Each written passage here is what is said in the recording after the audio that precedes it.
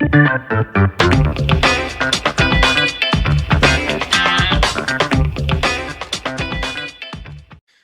and welcome to another episode of the Real Estate Investing Club. I'm your host, Gabe Peterson, and this is the place investors go to gain actionable advice, learn about current market trends, and hear war stories from other professional investors out there in the field today. Before we get started, I have two quick housekeeping items for you.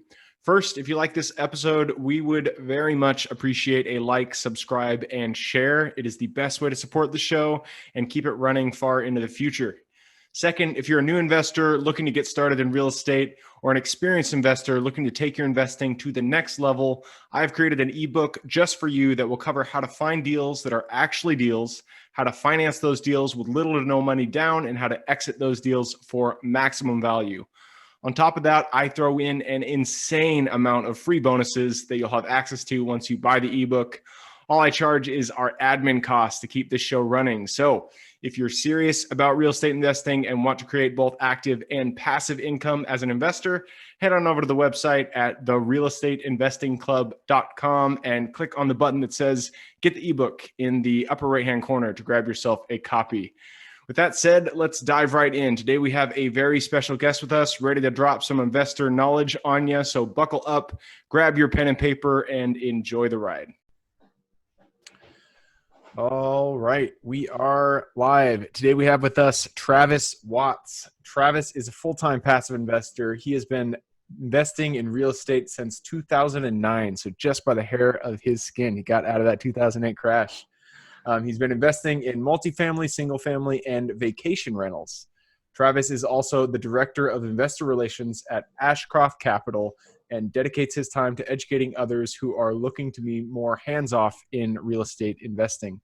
Travis, thank you very much for hopping on the show today. How are you? Well, thank you, Gabe. Thrilled to be here. Doing well. All right. To get us started, why don't you tell everybody where you are, what you do, and how you got started in real estate in the first place? Sure. Yeah. Well, it's funny you mentioned 2009, and funny to look back on that, right? That was a little over a decade ago. And at the time when I had purchased my very first property, I was 20 years old, and I was kind of taking a little pool or survey of my network as to should I rent or should I own? What do you guys think? And to many people's surprise, it was, no, you shouldn't buy anything right now. The economy is in shambles. Things are horrible. That home you're looking at might go down another 30%, right? And we see the same stuff here today. It's typical in any market cycle. So it was a tough call for me to get started in real estate in 2009. That was not an easy decision. But here's what I knew. This is kind of what gave me I'll go into a quick story and then I'll share to your point. But so I'm looking at this property out in Colorado, and my intent was to be an owner occupant, to actually move into this property and then house hack it. In other words, rent the spare bedroom as a 2-bed, 1-bath. Kind of not ideal for that setup, but hey, it's in a college town, so people are flexible. That's so true about college. So I'm looking at the purchase price, and I'm like, okay, about 2.5 years ago, this property sold for about $165,000, and today it's on the market at $95,000. So that's fact number one. So Jeez. Hey, I'm looking at a discount nonetheless, right? Yes, it may go down another 30%, but I'm not flipping it, right? I'm living in it. So, and I thought cash flow, right? This was kind of my first introduction to passive income and cash flow. The second thing, the government was giving out an $8,000 tax credit for first-time home buyers, and you did not have to pay it back in the year of 2009. So I'm putting 2 and 2 together thinking, okay, hold on a second. Now the numbers start to really make sense, right? And that gave me enough certainty to pull the trigger, knowing I'm in a college town, people need a place to rent. I just came from that environment when I was buying this home. I only went to school for a couple of years in college. So I bought it. I took a leap of faith. I put, virtually all I had to put into it. I did a conventional loan, 20% down kind of thing. Got my tax credit back, fully furnished, cheaply. Ooh, nice. Through Craigslist and garage sales and all these things, right? And then I rented it fully furnished as like a turnkey rental to a college student, which he in turn handed me a check for $600 a month. And I think my mortgage payment was about $640. So it was like, hey, light bulb moment. I'm getting all my expenses paid for living with passive income, essentially, right? I didn't have to work for that money, in other words. So that was the light bulb moment to think, what if I could do this times 10? What if I could do this times 100 over time, right? What if I could really start building passive income streams up? So it was a slow start, but that's kind of how I got my start into real estate. So I'm going to kind of jump around in my story. So today I'm a full-time passive investor, meaning that every single investment I hold in my portfolio is hands off. I don't do any active management. I don't seek deals. I don't do any more single family. I don't buy turnkey stuff and all those kinds of things. So more specifically, I invest in private placements or apartment syndications would be the term most people use. For the most part, it's about 80% of what I do. But I also invest in other assets that are, hands off, that produce monthly cash flow, like ATM machines, first lien notes, distressed debt funds, publicly traded REITs, these kinds of things. So my message to the world is passive investing, passive income. There's a whole lot of people out there who are career focused, right? A doctor, a dentist, a lawyer, an attorney, an athlete, a business owner, somebody who is very involved in what they do. More often than not, they love what they do, and they don't want to take their eye off the ball to go fix and flip properties on the weekend or what have you, right? So that's who I try to help educate in this space to passive investing. So now I'll take it to the middle of the story real quick. So what I did was after that first house there in Colorado where I house hacked, I went on to do fix and flips. I went on to do vacation rentals. I went on to do a bunch of buying a home every 2 years, living in it, fixing it up, house hacking it, selling it, taking advantage of the tax code, things like this, until I burned myself out, because I was the type who was managing a full-time W-2, 100-hour work weeks, oil field, away from home, overseas. Yeah, it was rough. Jeez. So you can imagine how much spare time I had to go find these properties and keep scaling this portfolio that I was actively managing. So 2015 was my big pivot year. It's when I said, you know what, enough's enough. I can't scale this. I'm burned out. I don't have enough time or resources to do this active stuff. I need to learn how to become passive and truly passive. So from that point forward, I sold all my single family and I went full passive investor mode. And so, yeah, that kind of brings us back to today. So kind of a choppy story there, but that's it in a nutshell. No, I love it. And you're right. Whenever people hear, people who aren't full-time investors, who aren't like actively out there, doing deals, whenever they hear about real estate investing, they always think of it as kind of like, HGTV or something like that, to the point where they see all this time that goes into it and they're like, I can't, I'd love to be in real estate. I just don't want to have the headache of, putting the time and effort into it and in order to actually get those returns. But that's not the case, as you've proven. There are avenues that you can actually go to do the investing without having to be an active, an operator, as they say. 100%. 100%. Awesome. So I love where you're at today. I want to go more into that. Before we do that, though, I want to backtrack just a little bit. Go back to that first one that you were actually talking about. So you said you did vacation rentals, and then you said you rented fully furnished apartments. I've heard of people doing this and then renting out to corporate or there's certain profiles of people out there that are just looking for furnished apartments. You can rent it for much higher. So do you have much more experience in furnished apartment rentals, or was it just that unit?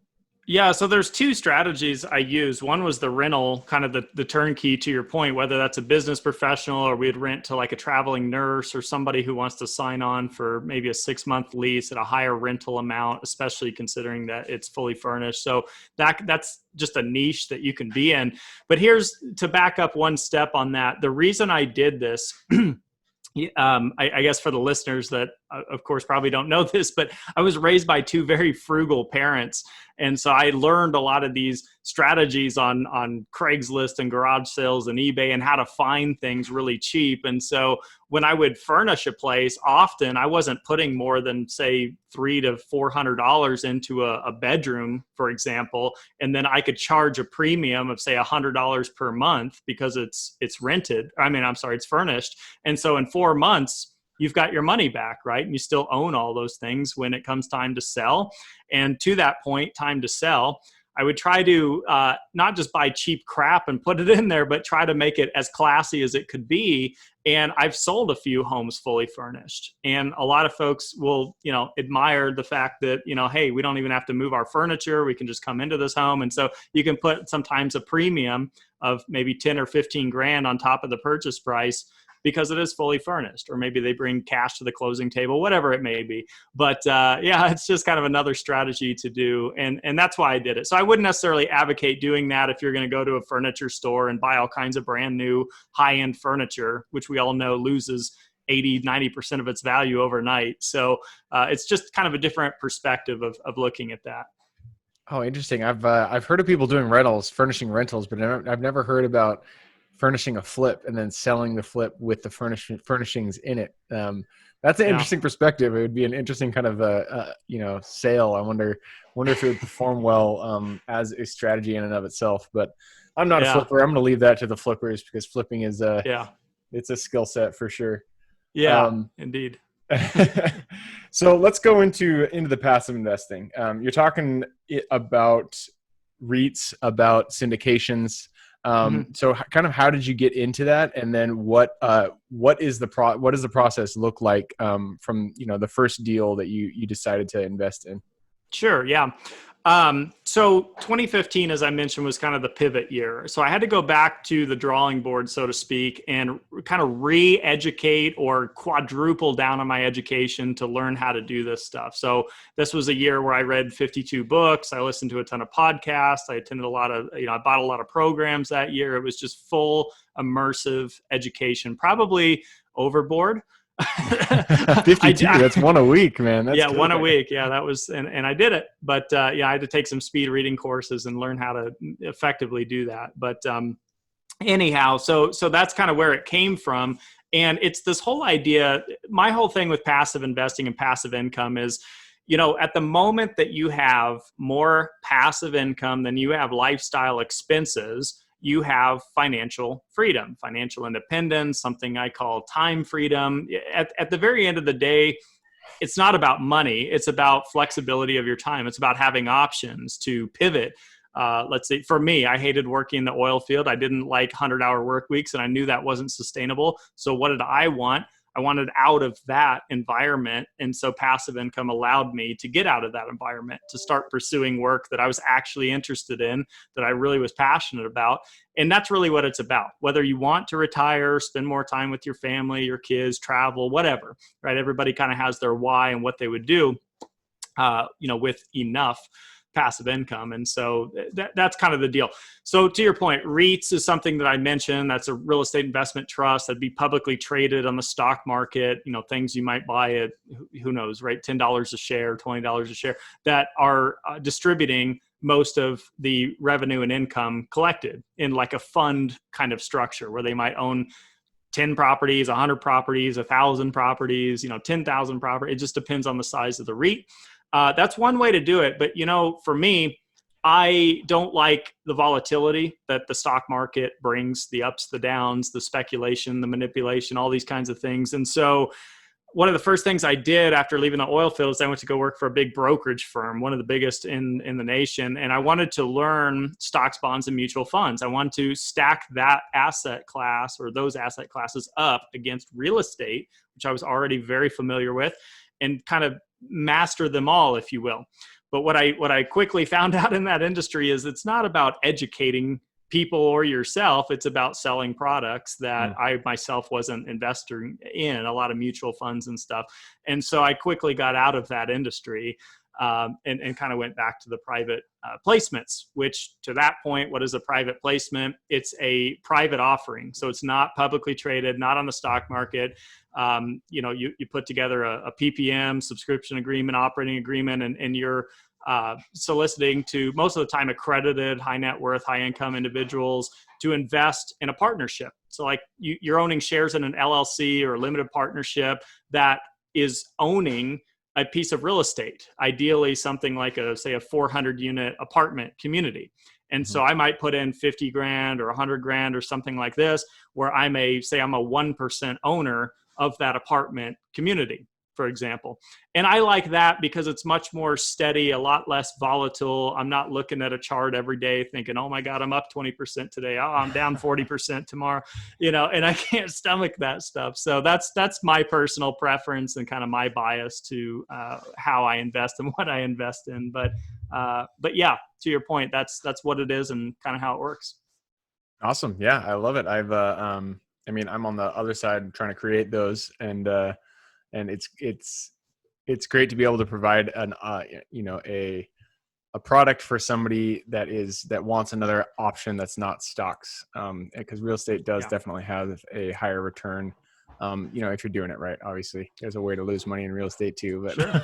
Yeah, everything holds risk. Yeah, absolutely. But another couple things about it are, I love in the private sector, what you also see is a lot of co-investment, right? The folks putting the deal together are often investing in the deal with you. And I kind of like that alignment of interest because we're all in this together, right? The deal goes up, the deal goes south. We're all either winning or losing at the same time. And so that's not the case with the Wall Street stuff, as everybody knows, right? And most of what gets pushed out there onto folks are not what the individuals pushing them are investing in themselves. And if they are, it might be $6 because they own one share. Yeah, I'm an investor in it. And so it's nice to have a little more skin in the game, so to speak.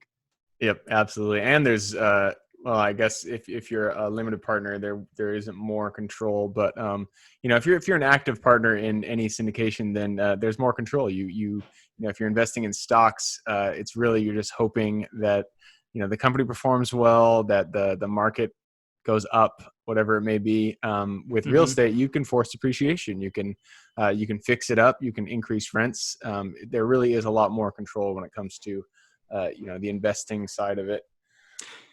Absolutely. Yeah. And just real quick on that note, for anybody, just something to think about from a perspective standpoint. Back in March, when we had this big kind of collapse in the stock market, there's something called a cyclical risk, right? And so, or a systematic risk, I should say, right? So the whole system went down, right? All stocks kind of went down and got sold. And so if you look at the REITs that owned actual real tangible real estate, whether it was self-storage REITs or mobile home parks or multifamily, they're trading at say $20 a share just for simple numbers. And a lot of them came down to $10 a share or $15 a share. They lost a tremendous amount of value, but did they lose value? See, that's the thing is a lot of that real estate, nothing happened.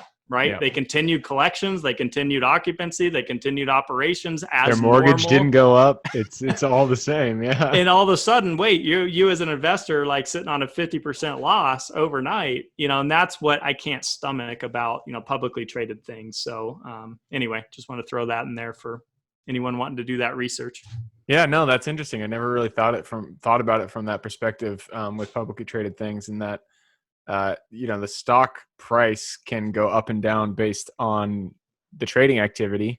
And it doesn't really have anything to do with the performance of the asset itself. And so the asset could be kicking ass and yet it drops. I never really thought about that. That's an interesting perspective. Yep.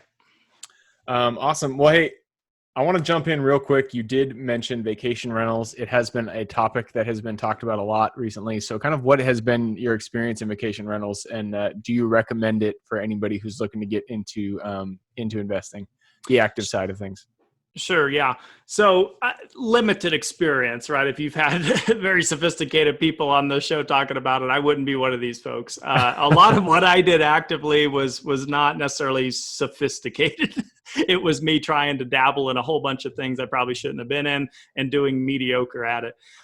With the vacation rentals, pros and cons, right? So a pro would be that potentially you get a lot more rent because it's a short-term rental, right? I mean, if you can manage, say, $100 a night, well, that's a lot better than managing, $800 a month or something like that. So, but there is either a lot of your active time involved in turning that over constantly, which was kind of the way I approached it, or from a lot of folks I spoke to that were relinquishing that control, right? Finding a management company to turn it over for them. There's so much of a cost to do that a lot of times that eats down your profit margins to the point where it almost makes more sense to rent as just a long-term tenant situation, right? So kind of the sweet spot that I found is what we talked about, renting out fully furnished places for say a 6-month or a 3-month term at a higher rental rate, because you're not having to sign a year or a 2-year lease. And so, one example I had with the traveling nurse situation. So this particular property, unfurnished as a long-term rental, probably would have rented at about $1,000 per month, maybe $1,100, somewhere in this ballpark. But I furnished it, did a 6-month to a 3-month flexible lease, and rented to a traveling nurse at $2,000 per month. So that was the sweet spot. I didn't have the day-to-day turnover to deal with, but I still had a higher profit margin. So you can be creative, in the space. And that's kind of one of the biggest pros about single family. I'm not here to bash single family at all. You can do a lot of cool business models with it, and you can change and evolve and test and market on your own and do a lot of cool stuff. When you're in a limited partner situation like I do now, everything's out of my control. I mean, I'm investing in a team that's going to do what they do, and they're hopefully doing it the best way they know how. And I'm relying on the people to make the best decisions on my behalf. So it's a whole different ballgame. So on that note, how do you go about finding, it sounds like you've dealt with a number of different operators. So how do you go about finding people that you trust? That's a great question, and it's a hard topic because for me, it's a little bit unique in that I had the ability to go around nationwide to these big real estate conferences and these big real estate meetups and networking events and meet a lot of people. And so through those face-to-face connections and, hey, you should meet my buddy Joe, and then Joe introduces me to this guy, and you get to learn who the key players are in the industry, right? Who's investing with who, what people's experience has been. You always run into a lot of passives as well as actives. And so it's a great, mingling and networking thing. Obviously, we're in COVID right now, so these conferences aren't happening the same. They're digital, but I think we're really lacking on the networking side, technology-wise right now. And so that's how I did it. Now, if you can't or don't want to go nationwide to conferences, there's online forums, there's the bigger pockets out there, there's listening to podcasts like yours and listening to who's on there. And the folks doing active deals are, if you like what they have to say, reach out, build an established connection, relationship, get on the deal list, check out the deals, ask your questions. It's a little bit time consuming. That's why it's kind of I kind of laugh sometimes when I say I'm a full-time passive investor, because, well, there's obviously an active element. It is vetting out sponsors and teams and deals and having to make that final decision, send those funds in, but then it becomes fully passive for a number of years, which I really enjoy. But that's kind of how I approached it. It's just networking, and right now Zoom calls are great. Phone calls are second best, but you can still do it. Perfect. Awesome. Well, hey, I appreciate you hopping on. We are at the end of our 20-minute segment. In fact, we're over. Every time it goes over, I'm never going to hit that mark. But sorry, my bad. No. I love it. I love it. So to close out, I'm going to take you through the quick question round. This is where I ask quick questions and you respond quickly. So first one is about books. You read 52 of them in a year, so I'm sure you have some good ones here. Give us a recommendation for your favorite real estate book and a recommendation for your favorite life wisdom book. Ooh, Tax-Free Wealth, Tom Wheelwright, new edition with the new tax code in play. Hopefully it doesn't change again next year. But yeah, fantastic book. Saved me tens of thousands of dollars, $20 book. Great stuff. Tony Robbins, Awaken the Giant Within, goal setting, philosophy, motivation, willpower, things like that, right? All the stuff we're talking about requires a degree of that. Yep, absolutely. I've heard both of them. I haven't picked up either of them yet, but I will have to get on that because you're not the first person to recommend that. It sounds like a good book. Nice. Next question, going into habits. Habits are the foundation of our life. It's what underpins everything. So if you could point to one habit in your life that you feel contributes the most to your success, what is that habit? staying up with self-education. I honestly feel like, truthfully, that when I was in school, high school and college, I was held back from the type of education I really wanted to be doing, right? The self-education, the practical education. It was all just theorized stuff and tests and homework. So since, post college, it's just read, and podcast, network, find a mentor, find a coach, just keep up in general. You don't have to dedicate your full days to this stuff, but just read more books than the average person, right? Try to read 12 books a year, man. You'll be decades ahead of most people over a decade. I love it. Self-education. Next one, if you could go back to Travis, who was just pulling up to your first investment deal, and go over to him, grab his hand, and be like, "Hey, this is one piece of advice I want to give you going forward in real estate." What would that be? Take action, like I did, / self-educate. Right? Don't go too extreme on either one. I went too extreme on both at various times in this investing journey, and both ended up with, some regrets there. So it's finding that balance, right? I've read 2 or 3 books. I understand in theory how this works. Now I'm going to go take action and try it. That's the right balance, at least for me. That's Awesome. what my advice would be. No, I like that, the balance. And I've been on both sides of that spectrum too. I've read a ton and just been in the analysis paralysis kind of mode where you're just reading and reading and reading. And then I've been on the other side where I'm just taking action and not really thinking about what I'm doing. So running east and looking for a sunset, man. I mean, everybody can run into that, right? If you don't have any, big pictures or goals, you don't know why you're doing what you're doing. You're just doing. That's what can happen, right? And then you look back a decade later and go, "Holy crap! But what? Oh shit! Why did What just happened?" Yeah, great. Last question, and this is for the guests. You've given us a lot of good wisdom. So if someone wanted to reach out and get in contact with you, what would be the best way for them to do that? Yeah, I do free 15-minute Q&A calls. That's a big way that I give back my time to others.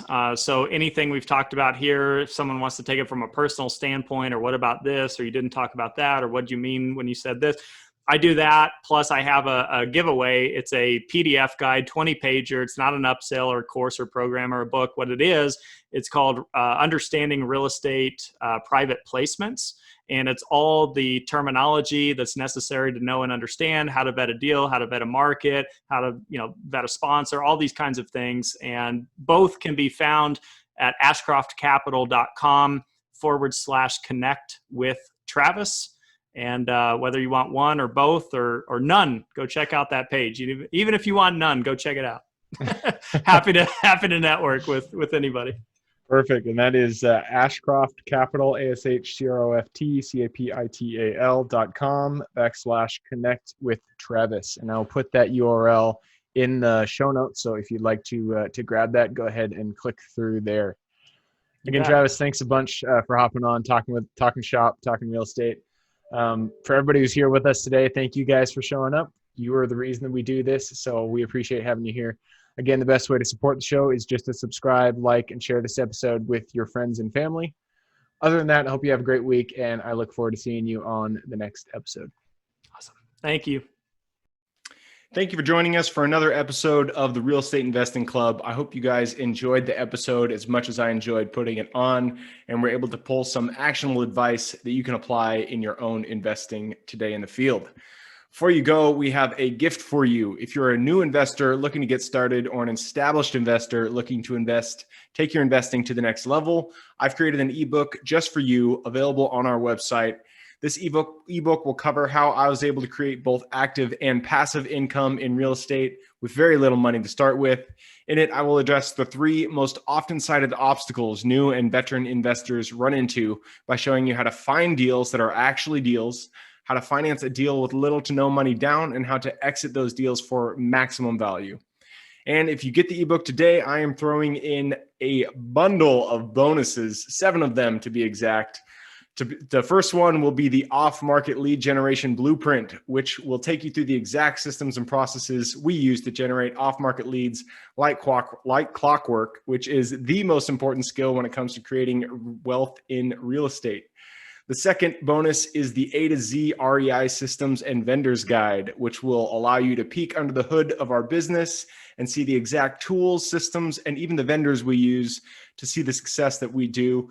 And the third bonus is the top 100 best performing keywords pack, which will give you the exact keywords we use to target motivated sellers online using PPC ads. The fourth bonus is our contracts bundle for wholesaling and renting real estate, which will give you access to all the contracts we use in the field to execute all different types of transactions. After that is the Investors Quick Analysis Calculator and Offer Tool, which will allow you to quickly calculate whether a deal is an actual deal and will allow you to create an offer automatically from those calculations. This is a lot of bonuses that I said. I'm just going to keep going down the list. Number 6 is the Investors Daily Success Tracker, which is a tracker you can use to ensure you are taking the right actions day in and day out to reach your financial goals in real estate. And the last bonus is the Wholesalers Template for Quick Assignment Cash, which will give you the templates we use to present our wholesale deals professionally and efficiently to our buyers. Whew, that is a bundle. So it's a mouthful. You get all of those bonuses for free when you download the ebook. All we charge is the admin cost to run the show.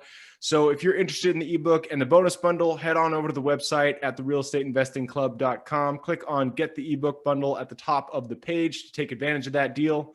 And with that said, I hope you have a fantastic day, an even better week. Keep rocking real estate, and I look forward to seeing you on the next episode.